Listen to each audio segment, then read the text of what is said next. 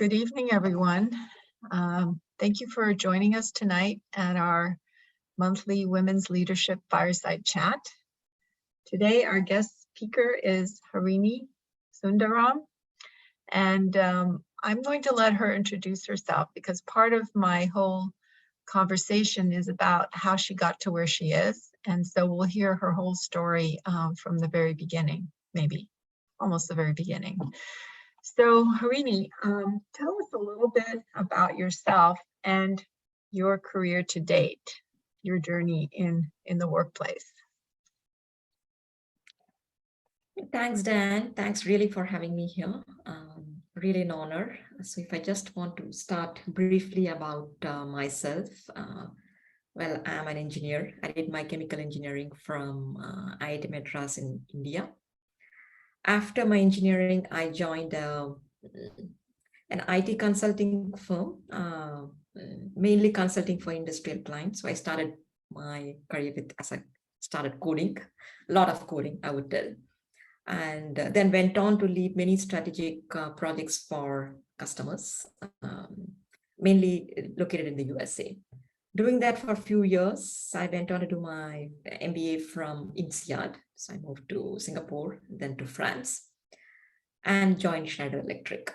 And I was with them for 15 years, leading multiple global strategic transformations at the global level, at the regional level, at the BU level. And I'll touch upon it later on when we go a bit more deeper into my journey a bit more. So that, gave me, of course, experience on the sales side, the customer side, driving the strategy and basically the business growth a lot on IoT digitization. Did that and then moved to GreenStruxure, which is a new role that I took a few months back, which is backed, GreenStruxure is a small startup backed by Schneider Electric and Blackstone. And I joined them to lead the energy as a service, the product management of this new business model, new offer that we are bringing to the commercial industrial markets, especially helping them in that decarbonization journey. That is, how can the buildings reduce their scope 2 emissions and scope 1 emission, especially in the journey towards net zero. So that's briefly about my career. And of course, I have lived in I started in India. I grew up in India, lived in France, US, traveled to more than 30 countries, and I love traveling a lot. That's a bit about me. And of course, for me, one of the things that I truly appreciate is wherever I go, I like to leave the place better than I found it. That's something that I strive to do, both, of course, in my personal life and my professional life. Great. We all hopefully try to do the same thing. So because this is a leadership discussion, tell me what your definition of great leadership is. And do you find that that is different for the women and men leaders that you have observed or that you know? Okay, let's start with the first one. My definition of a great leader, for me, a great leader is someone like a visionary, like who can see the future, see the unmet demand that's there in the future, and to be able to shape it in terms of bringing a new offer, new product, new service, but somehow being able to do that. So having that foresight to do it, that's one. And the second big thing is able to rally the team around, to inspire and rally the people around, and so that the people can follow, can go along with this person in that journey, and through the ups and downs, and not to stop. That's a second big quality. And third one is being a very good coach of the teams, so that the leader can tap into the potential of the people around him or her to move forward. So if the person who's able to do all these three, I consider to be a good leader. But along with that comes with few qualities that the person needs to have. One is integrity. It's highly critical, especially because there's a lot of risks involved in this journey, especially paving the path.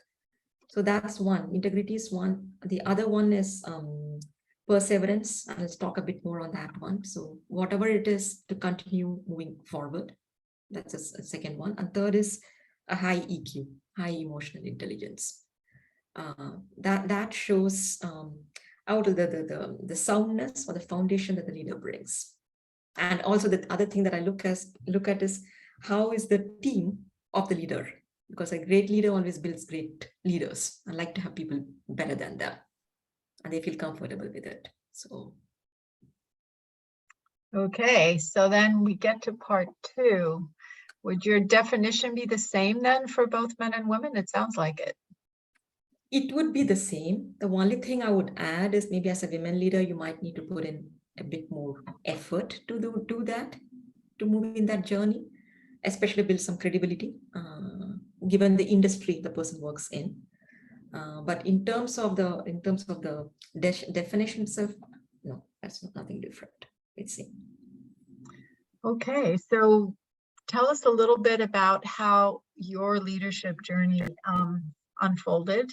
Like, what kind of obstacles did you face and how did you overcome them? Because I feel that's really the sticking point in our journey. Yeah, no. If I think about my leadership, leadership journey, as I started my career, within maybe a year, I was asked to lead a big team, which was something, of course, I had to step up to, because I had a big team to manage. So it's more of, I had two things happening at the same time. It was a new account, a new customer account. So I had to grow that. At the same time, do the whole piece on the team management. So it was a learning experience. So, it's okay. How do you build a good team? How do you ensure that they're delivering, and how do you make them motivated to move forward? So that was one. It was a huge learning experience, but of course it ended well. And that continued. And so this was more on the consulting side. So I did that. And then when I switched to the corporate, when I moved to Schneider, it was a completely different thing. From a consulting, I was going into industry. That's one thing. And the role that I had, which was just after my MBA, the role that I had was interesting, because it was to lead a global governance for the customer support worldwide. So it was completely on positional leadership. So I didn't have any team reporting up to me. So here it was a lot of leading by influencing and convincing that needed to happen, versus telling that, hey, do this or do that. No, it didn't work. And it was interesting because here it was a global role, one, and I had to break through across the different silos that was there within the organization to come up with a strategy of what it would be for the future customer support organizations, like a strategy 2.0. And I had to align all these people, all the different stakeholders coming in from different countries, different business units, and different acquisitions that we had acquired. So it was again, it was a role which was a huge, it stretched me a lot in terms of managing teams by influence, managing teams by collaboration, convincing, and getting the buy-in from them to move in the direction which I wanted. So that was, that paved the foundation, and that this I did, and actually this led me, it was a huge success. So that led me to my next role, which was to lead at a corporate level, the whole, something we call as a company program, which is a 3-year program, which is to shift the whole organization in line with the strategic vision of basically of the CEO, the group CEO. So, and sponsored by the group CEO and the executive committee. So here it was again a huge stretch. One was, of course, leveraging the whole company to be delivering on the strategic priorities so that the company can shift. That was one. And the second big challenge that I had was to engage with all the teams worldwide in terms of change management. That's people are getting aligned. So one on the leadership side and one on the people side. So that was that built on the first my previous role foundation, but it was again a huge stretch, because here again, it was leading a lot by influencing. and influencing and convincing teams, and here senior stakeholders, the people at the XCOM. So what's your secret to influencing? Because influencing is really an art. Like, what would you, because here we have a small group, so you're not sharing it with a lot of people. But what would you say is your secret sauce for influencing? Here a couple of things that has played well. One, to understand the audience very well, like what's in it for them, like that's what's in it for me, like what do I do, but understanding that it's more of coming in from their side to understand what their challenges are, what the pain points are, and then trying to make sense of that, and then positioning, like whatever is being talked about, positioning in terms of what value that can bring to them. Because generally, like one size fits all type of thing, like one messaging doesn't work. It's to understand the other person and make it fit. That's one. And the second thing that is highly critical is trust building. So unless and until the trust comes when both the parties understand that, like whatever, for example, if I want to build trust with you, I need to understand where you come from, and I need to show my credibility, and like you see that whatever I'm telling, I'm committing to, like I'm committed to it, I'm reliable. So some of the things that needs to be put in place, again, in terms of getting things done by influencing and convincing, is the trust piece. Highly critical. Yeah, so trust must be hard when you have a global team that you're trying to influence, because you don't see them every day. It's easy to build trust when you see somebody every day. So how do you build trust when you have such a giant group of people that you're trying to influence? It was interesting because my first role is the time I traveled a lot, because here I had to, what you're telling is very true, because you need to go and meet people.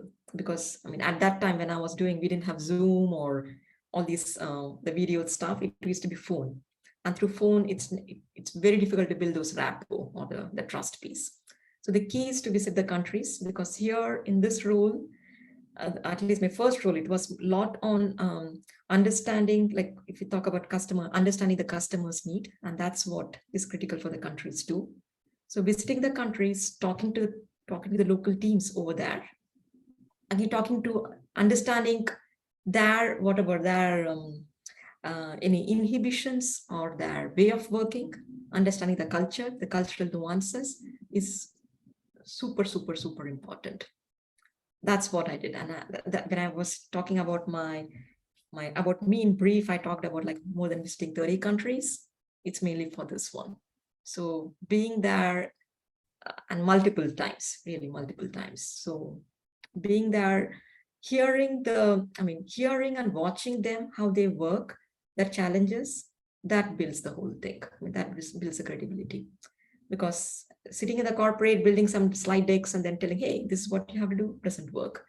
Going there, feeling their pain, talking to the customers, that matters a lot. So that's how it started. The whole piece on trust. And of course, recently I came across the trust equation, which is quite interesting, which is, I think it came from here. Of course, the way the whole thing has been summarized. And when I was looking at the trust equation, I thought, wow, it really summarizes the way things should be done, which talks about credibility, reliability, and intimacy as the numerator over self-orientation. So it was a interesting way of summarizing the whole piece on trust. But it's on the topic of influencing, I think it's a key skill for everyone to be. It's a key skill to have in this journey. Yeah. And I don't think we're taught how to do it when we're in school, for sure. We're going to get to the questions at the end. Thank you for your questions. We're going to finish this and then we're going to stop the recording and then we're going to go to the questions. So we'll get to the questions shortly. So the next question is, what do you consider your greatest accomplishment and why? I like to think about, I like to celebrate all my small successes and learn from all my failures. But I think the biggest accomplishment would come back to the one, the first positional leadership role. That's what I would consider it. Because till then I had been more of managing teams, like direct report teams. And and the role wherein I had to, the example that we were talking about, like visiting different countries and so on, because that's the task that was given to me was, of course, building the whole thing with respect to what strategy 2.0 looks like. And it's close to my, it's very, very, I still think it's something that resonates quite well with me, because there were a lot of changes I was doing. One, I was moving to a new country, France, because I had to first get used to the country. Second, I was moving into a new company. Till then I was in consulting, I was moving into industry. So learning everything from scratch. I need to know about the country, the company, the culture, the offerings, the customer, a lot of things involved. And the third big thing was a role itself. Till then, of course, it was consulting, wherein you consult for customers and come back. Here in this role, it was something that you own. And then you build the strategy to the execution too. So, and here, of course, strategy building was a lot on influencing. So it was a lot of different pieces I had to learn. So it really, really stretched me a lot, I would tell. And the thing that I truly appreciated was like when I took on the role, I did not know, what do I do with this? How do I move forward? But the pace with which it went, again, taking things at a time, a lot of hard work, a lot of perseverance to move it, taking it forward, cut across the different silos within the organization. That really worked well. So it was a huge learning experience for me. And the outcome was a success, truly a success, because it's still being rolled out. Even today, like when I go back and talk to some of the peoples from the country, which is still there, the change that had been introduced, it still remains, is something that I love to see, because I can still see it in existence. So that's nice. That's great.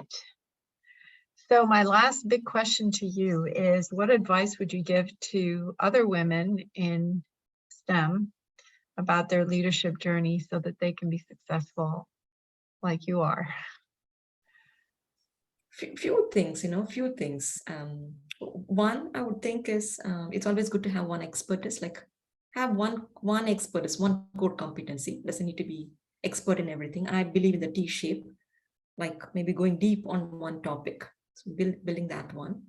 And the other one is, especially in the world that we are living in, it's always good to keep learning. Whatever worked in the past doesn't work in the future. It's always good to question what worked in the past. Does it really work now? So it's good to keep learning, be curious, and then bringing in new ideas, to try out new ideas. And that comes to the other one is to take risks. It's always good to take risks. Sometimes we don't, but I think taking risk, even not knowing whether the outcome would be a success or a failure, it's fine. Failure, roadblocks is a very, very good way to learn. To learn, to become more resilient, come out stronger. So it's good to do that. And always taking a role on this one that I was linked with, the influencing type of role. It really helps, because that shows that like how do you rally the people around to move forward when people might not be needing to report to a person. So that's something good to have. Those would be the big things I would think about. And maybe finally, to have your own brand. So whatever it might be, that's all I would have. Okay, so I guess I wanted to follow up with, you said something about, what was it exactly? Now I'm blanking. The first thing that you said, when you said what advice you'd give. Like a T-shape, you mean? What was the first one? Oh, risk I'm taking. So talking I was about going to ask you expertise. risk taking and failure. So many of us are afraid to fail, like getting a bad grade, because I think maybe in childhood we were told that that's not a good thing. But in fact, to be successful, you have to take these risks. So how do we overcome this fear of failure? Did you ever feel that fear of failure, or how did you overcome it? No, no, it's a great question. I mean, it's very true. When we are growing up, we are always told never to fail. Always highest grades, always come top in the class, be the topper, blah blah blah. It's always the case, and I was doing that all through my studies. Yes. But once you come into the career, I mean, the professional life, it comes back to the place. Like if you do not, I mean, like if you do not fail, or if you do not take risk, you're still in the cocoon. I mean, not stretching yourself. That's how I felt. I mean, it becomes a bit of a monotonous thing. Like, okay, become an expert. So what next? Okay, you're an expert, but what next? Is it enough, or is there something more? And going to take something more is what pushes. Now, when it pushes, the question is, okay, I take that extra step. I do not know if it's a cliff I'm going to tumble, or is it a stable ground that I'm going into. It's a mindset thing that needs to happen. So it took time for sure. But once you fail, you feel more comfortable after that. So maybe it's good to have a bunch of failures early on so that you get comfortable with failure, and then you can take more risks. Indeed so. And always keeping the mindset, like even if I fail, it's not to be judging. Of course, you will have, I shouldn't tell you, but there are people who judge, telling that, hey, a person failed and so on.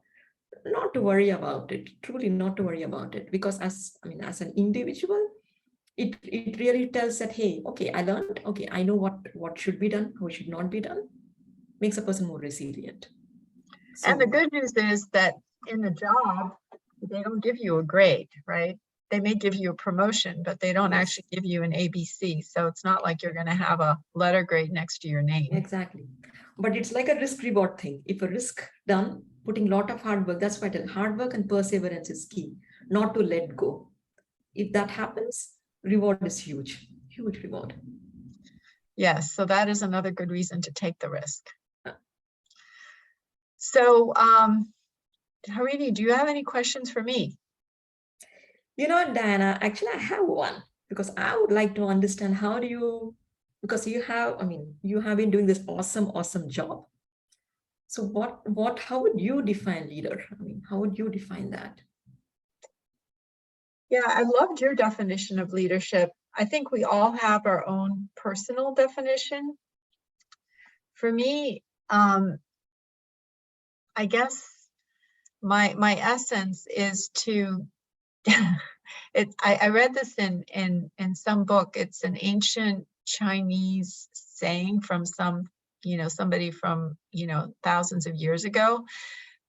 But the greatest leader is a leader that gets people to do things without them knowing that he's leading them. So that's one of my favorite definitions, is like to be so subtle in your influence that people don't even know that you're influencing them. I just thought that was a cool way to do it. But I think about one of the biggest problems I have is imagining, as an example, who is a great leader that I admire currently, who's living now, who's this great person that I admire. And unfortunately, I feel like I'm always nitpicking them. Like they do some things great, but then there are other things they don't do so well. But I'm now finally at the point where I'm more inclusive, and I'm finding more people that I'm okay. That person is a great leader, but it's hard to be a great leader. It's not easy. It's really hard. So I don't feel badly that there's not millions of people out there that are great leaders. maybe my standards are too high, but I think as long as you're trying, that's a really big, important aspect, that you're trying to do better all the time, as opposed to I'm great and everything I do is perfect. Awesome, true. Yeah. Any other questions? Okay, I'm going to stop the recording so we can get other people to ask you questions.